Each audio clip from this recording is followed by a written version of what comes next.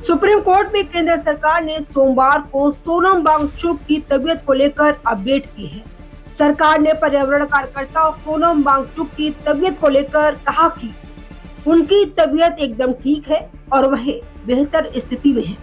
Custody के दौरान AIIMS Jodhpur में बेहतर इलाज जारी है। साथ ही केंद्र की ओर से मांगे गए समय पर कोर्ट ने दो टूक में कहा कि अब और कोई मोहलत नहीं दी जाएगी। केंद्र की ओर से पेश हुए additional solicitor general K M. Nataraj ने जस्टिस अरविंद कुमार और जस्टिस पी.बी. बराले की बेंच को कहा कि सोनम वांगचुक के हिरासत मामले में अभी कोई प्रगति नहीं हुई है। जस्टिस अरविंद कुमार ने नटराज ने पूछा कि क्या कोर्ट के कहने पर सोनम वांगचुक की हिरासत के दौरान खराब तबीयत पर कोई प्रगति हुई।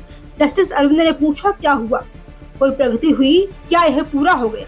इस पर एडिशनल सॉलिसिटर जनरल ने कहा, मैं इसे कोर्ट में पेश कर दूंगा, अभी तक कोई प्रगति नहीं हुई है, उन्हें बेहतर इलाज मुहैया कराया गया है।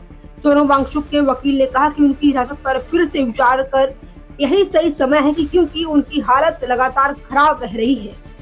इस पर जस्टिस पी.बी. बराले ने कहा कि पिछली बार कोर्ट ने यह सुझाव दिया था, तब भी यही बात कही गई थी। Justice PB. बराले ने कहा कि कुछ परेशानियां हैं और ऐसा नहीं है कि आप इन्हें मना कर रहे हैं, वह भी स्वास्थ्य समस्याओं की शिकायत कर रहे हैं। डॉक्टर कहते हैं कि हाँ यह है और अब इलाज किया जा रहा है। यह मानना होगा कि स्वास्थ्य समस्या है और पिछले दिन ही हमने ये सुझाव दिया था। एएसजी ने बेंच से अनुरोध किया कि इस मामले पर कल के बाद सुनवाई की जाए। बेंच ने एएसजी से कहा, यह बंदी प्रत्यक्षीकरण याचिका है। एएसजी नटराज, आपको यह समझना चाहिए कि बंदी प्रत्यक्षीकरण याचिका में आप ऐसा नहीं कह सकते हैं। पिछले शुक्रवार को भी हम इस मामले पर सुनवाई नहीं कर पाए थे। हालांकि बेंच ने सोनम वांगचुक की पत्नी गीतांजलि अंगामो की दायर बंदी प्रत्यक्षीकरण याचिका पर बुधवार को सुनवाई करने पर सहमति जताई, जिसमें नेशनल सिक्योरिटी एक्ट एनएसए 1980 के तहत उनकी हिरासत को अवैध घोषित करने की मांग की गई है।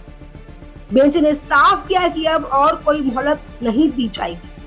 Bureau report, Delhi.